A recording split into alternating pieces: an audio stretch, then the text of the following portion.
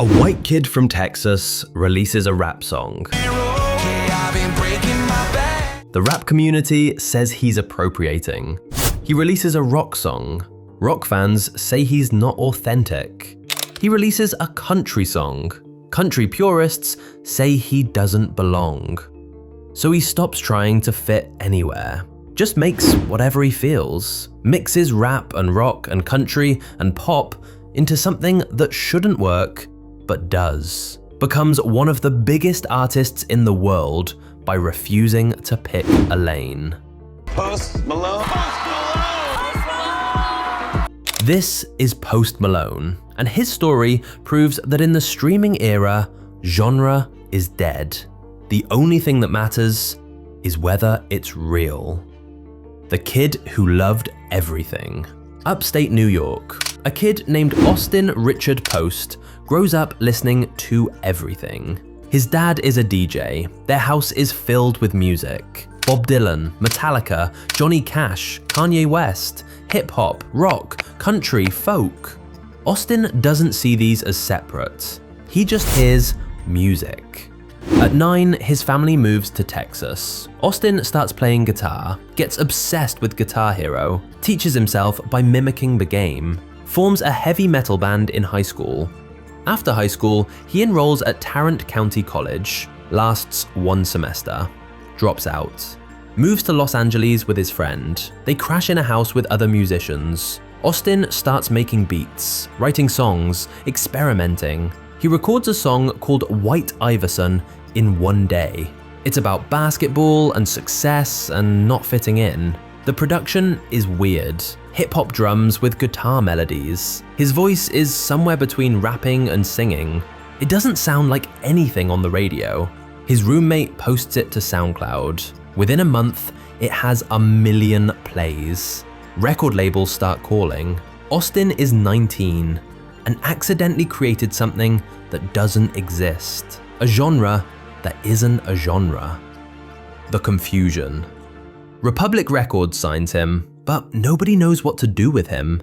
Is he a rapper? His songs have hip-hop beats, but he's a white kid from Texas who plays guitar. Is he rock? His songs have melodies, but he's using trap drums.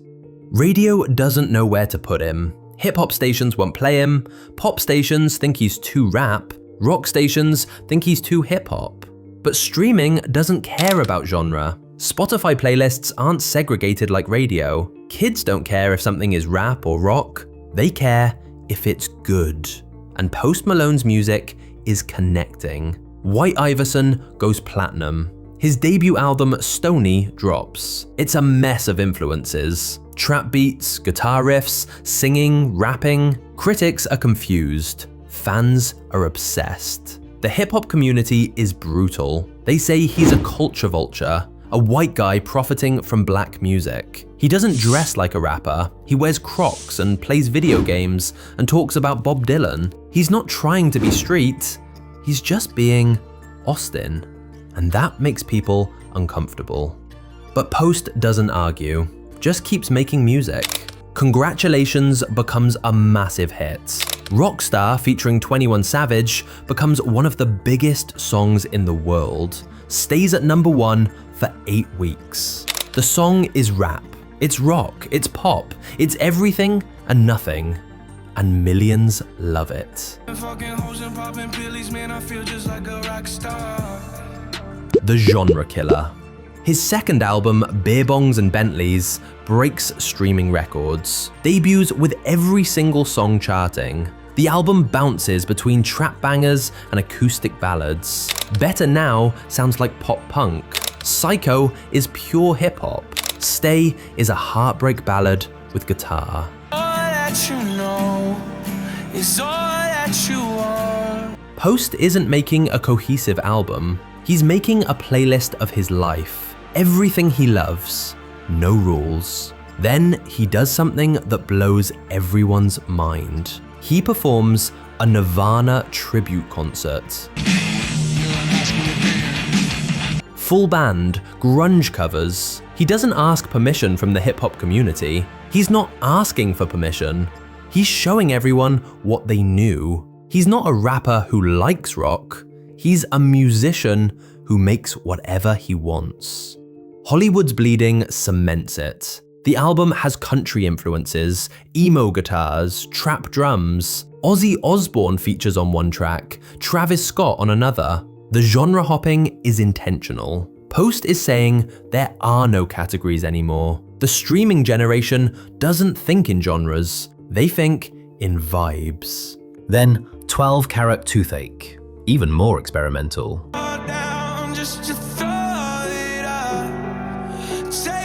Cooped Up sounds like pop punk. Wrapped Around Your Finger is synth pop. I Like You could be on country radio. And it all works because it all sounds like Post Malone. The genre isn't the identity. He is the identity. Here's what Post Malone proved that the industry didn't want to admit. Genre is a marketing tool, a way to categorize and sell music. But listeners don't care about categories. They care about feeling. They care about authenticity. And Post is the most authentic artist in music because he never pretended to be something he's not. He could have committed to hip-hop, dressed the part, changed his sound to fit, could have abandoned rap when criticism got harsh, gone full rock, but he didn't. He just kept being Austin, a kid from Texas who loves Bob Dylan and Future, who plays guitar and uses auto-tune, who wears Crocs on the red carpet.